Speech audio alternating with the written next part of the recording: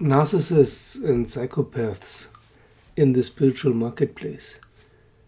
Hello, this is Shores Infinity, Chris speaking with a video about are there narcissists, borderliners and psychopaths in the spiritual marketplace, meaning teachers, gurus, important authors and speakers that spiritually interested people, seekers, listen to. There are some personality disorders that I keep a lookout for. Firstly, narcissism. Secondly, borderline. Thirdly, antisocial. Then histrionic and codependency. The other personality disorders, I don't think they play a large role on the spiritual path, but those do. Those can be a real obstacle. At some point you don't get any further. Definitely they prevent you from enlightenment, which is on the Hawkins scale 700 plus. Unfortunately, these personality disturbances can help you to be very charismatic. So I was wondering if any of the famous spiritual teachers actually have some of these personality disturbances to some degree, especially to a higher degree, because I adopted the system of dividing each PD into 0 to 5. 0 is no disturbance. 1 and 2 is a little bit.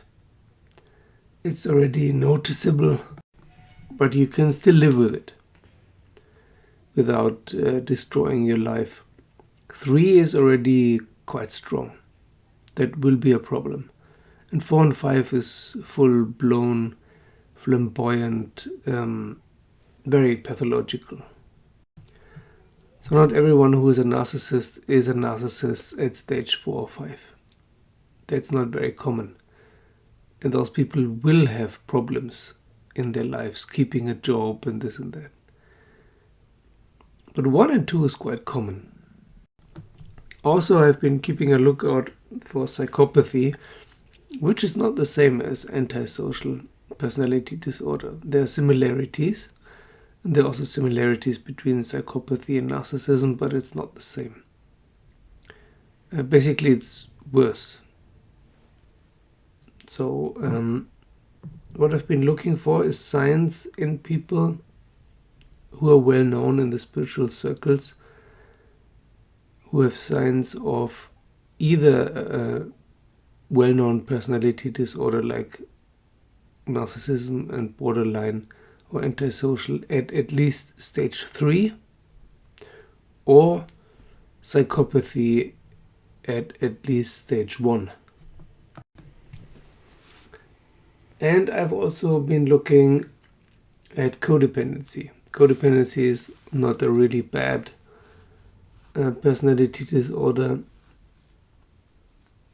when other people are involved, because it's very self-destructive, but it's still manipulative, and we don't want any manipulative gurus or gurus who need others. All these personality disorders, their main point here is that they need others to feel whole, and that's what we don't want in gurus.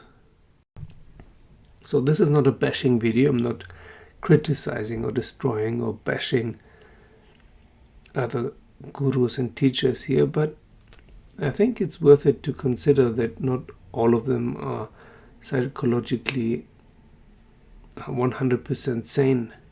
I found some, I will tell you some gurus where I didn't find any signs of any personality disorder and no psychopathy either, but those were few.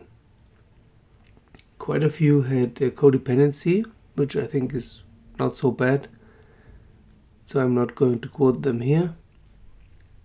and quite a few had antisocial at 1, which at 1 is also not so bad, I think, because there are 2 types of antisocial. The one are more self-destructive, and the other one are more destructive towards others.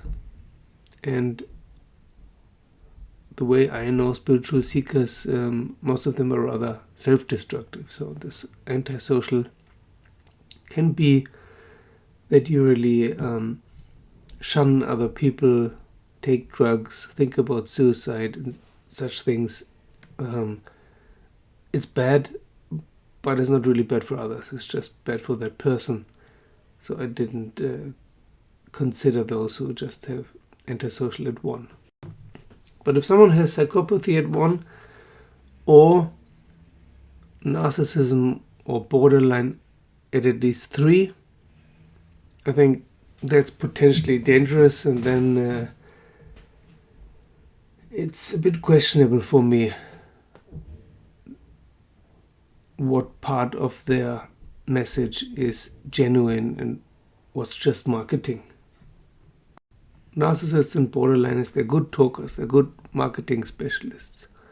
They can convince anyone of anything. But they're also good liars, so not so great. So the good message here is most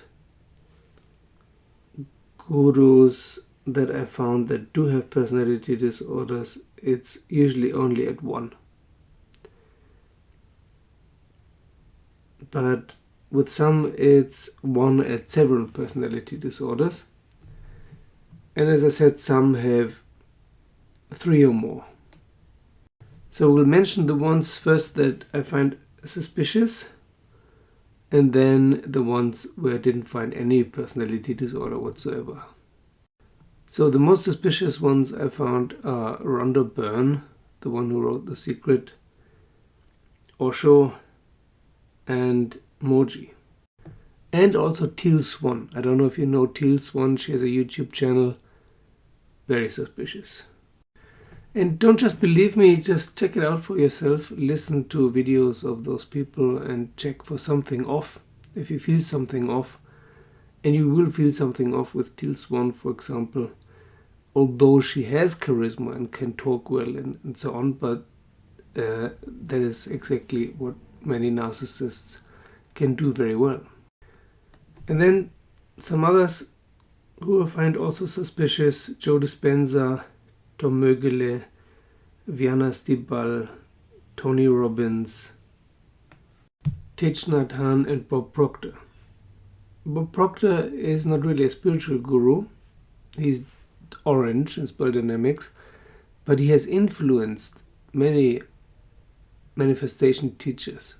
So I included him in the list. So of those I mentioned here, just take what they say with a pinch of salt.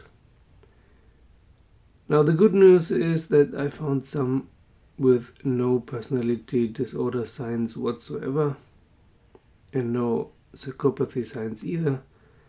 Those are Paulo Coelho, the Dalai Lama, Jed McKenna, David Kars, Amodama, Paul Morgan Summers, and the Hugging Amma.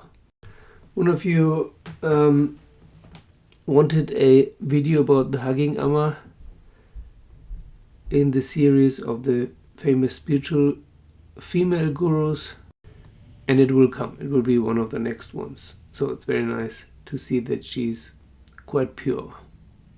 So as I said, this is not a bashing video. I think this could be helpful to you. Please tell me if this is helpful or not. Give the video a thumbs up if you like this kind of content. Thank you for joining me as a Patreon. Thank you to all my Patreons. Don't forget to subscribe, and see you soon.